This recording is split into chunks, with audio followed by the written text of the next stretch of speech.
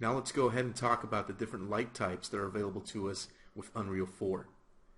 So the first light, if we come over here to the placement browser, is the directional light. And a directional light imitates something like the sun. So when you talk about sunlight in video games or in computer graphics, sunlight's usually represented or considered to be a light source that fires off parallel light rays. And what that basically means is that there's no real source or position to the light. So the only way to change the way that the light behaves is through rotation. So if I move the light around, you notice that the light doesn't actually change. It still looks exactly the same. If I rotate it, however, the lighting in the scene will change. And that's because this is meant to imitate something more like the sun, where sunlight doesn't change position, it just changes orientation based on what time of day it is.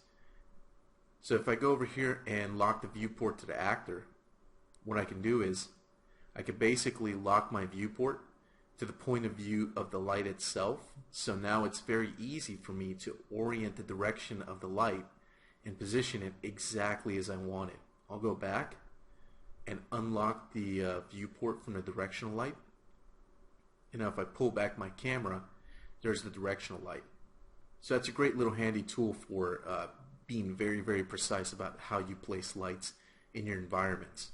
So again, the directional light is a great light to use whenever you're doing outdoor environments and you need some kind of light source that imitates something like really bright moonlight or sunlight in an outdoor environment.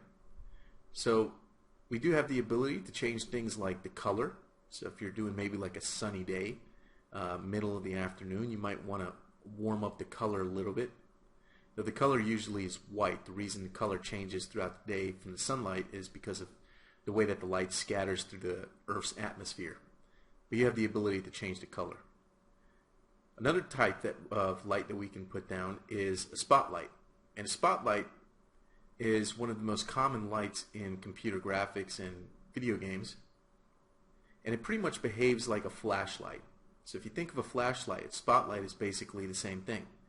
You get a cone angle, which is represented by this light blue or gray cone angle icon that shows you where the light's going to fall. So I can move this light around, reposition it. This light, unlike the directional light, is position dependent.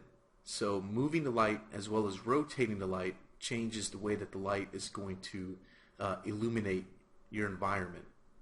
So I can rotate this like a spotlight or like a flashlight, or I can also lock the viewport to the light, and then I can very carefully and precisely place the light exactly where I want it.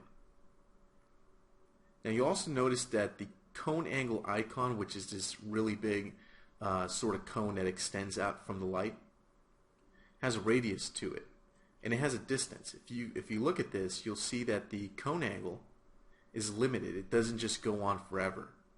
If I use the scale tool on the light, I can increase the size of the cone angle, not the distance, but the size of the outer cone angle. So I can make the light wider or more narrow. I can also increase the intensity, and this basically anything inside of that light radius or inside of that cone angle is going to be illuminated by the light. Anything outside of it is not going to receive any light. So again, you can change the color of this light, the cone angle, as you can see. So you can make some narrow light beams coming from, like, say, the headlight of a car in the middle of the night.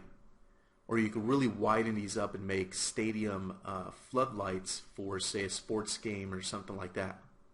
The attenuation radius actually controls the distance at which the cone angle is going to influence the world.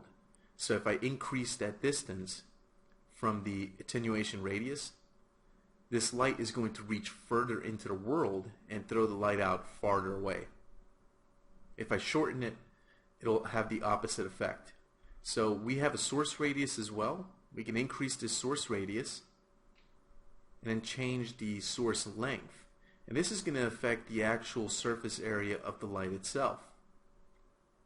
So you can start to see the specular reflections on the floor are going to change and adjust based on whatever my source radius and source length are set to. So you can see we have this small round highlight. As I increase that source radius, the highlight gets much larger. Let me delete that light. Now we're going to look at, so I'll go ahead and place a point light. And this is probably one of the most common types of lights you're going to place in your environments. And a point light actually is not like a spotlight. This light shoots out light in every direction. Above it, below it, in front of it, behind it, to the left, to the right, pretty much everywhere. And you'll see that we have this radius around the light. If I scale the light down, you'll see that the radius scales down as well. And anything that's inside that radius will be illuminated, etc., etc. So it's a pretty straightforward process. These are the three main light types in Unreal 4. And these are the lights that you would use to go ahead and start to populate and light up your environments and your levels.